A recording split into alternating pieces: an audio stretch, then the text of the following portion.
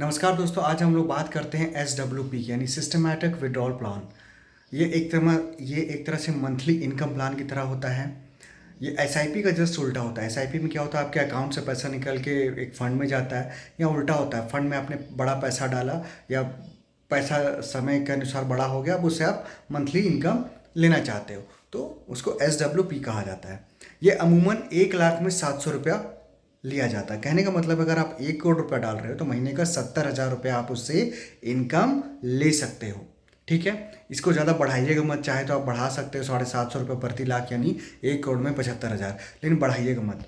जितना कम रखिएगा आपका प्रिंसिपल बढ़ने का चांस ज़्यादा रहता है, प्रिंसिपल घटने का चांस कम हो जाता है, क्योंकि फंड का परफॉर्मेंस तो 12, 13, 14% ही रहेगा, उससे ज़्यादा नहीं रहेगा लंबे समय में।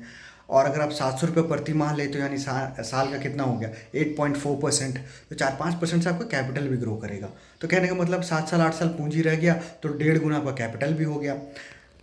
SWP में सबसे अच्छा चीज़ क्या होता है कि मार्केट में जितना भी मंथली ऑप्शन स्कीम है कहीं से उठा लो, वहाँ पे आपका कैपिटल ब्लॉक हो जाता है, या इंश्योरेंस का पॉलिसीज़ हो या एन्युटी स्कीम सरकार द्वारा भी जो NPS होता है उसमें ही पैसा लॉक हो जाता है, या फिर बैंक का फिक्स्ड वाला FD हो उसमें भी आपका पैसा लॉक हो जाता है। लेकिन यहाँ आप चाहो तो बीच में पैसा ले सकते हो। इसका सबसे अच्छा और बहुत ही यूनिक फीचर है। एक और चीज़, जो 700 रुपये प्रति माह आपको आएगा उसमें आपका कोई TDS का लोचा नहीं है। अमूमन क्या होता है कि आप बैंक से जो प्रति माह लेते हो पैसा, मंथली पैसा जो पे आउट आता है आपको, उसमें ज़्यादा तो आता नहीं है, 400-500 रुपये प्रति माह आएगा, 500 भी नहीं आएगा, 400-450 रुपये प्रति माह आएगा 1 लाख पे। उस पर आपको TDS कट के आएगा। याद रखिएगा TDS क्या है, अब अकॉर्डिंग टू स्लैब हो गया, साल में 40,000 जहाँ इंटरेस्ट ज़्यादा बना आपका 10% कट जाएगा वहीं पे। अगर आप 20% के स्लैब में आते हो तो 20% कट जाएगा, नहीं 450 रुपये भी प्रति माह आपको नहीं आएगा। एक बेहतरीन फीचर है। अब बात करते हैं कि SWP लगाना कब है।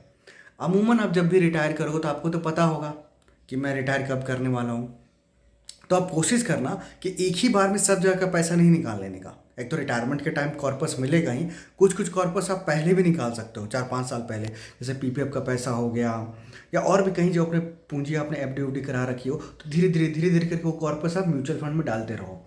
ठीक है, लास्ट के 5 सालों में तो कोशिश ये करना कि 5 साल से वो SWP जो करना है, या तो उसमें बड़ा SIP कर दो, आप STP के माध्यम से कर दो, जैसे भी कर दो, कम से कम जिस कॉर्पस से आपको मंथली SWP लेना है कम से कम उसमें 5 साल समय जरूर दें, फिर आप SWP इसमें लगाएं।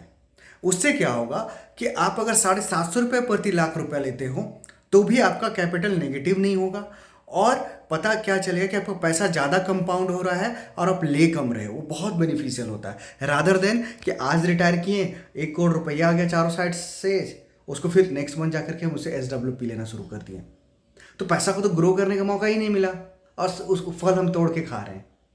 पैसा आएगा, नो डाउट, वो समय रखोगे ग्रो हो जाएगा, लेकिन एक पेड़ जो हम 4-5 साल पहले लगाए थे अब उसको फल खाने का मज़ा कुछ और होता है, ज़्यादा अच्छा लगता है खाने में उस फल से।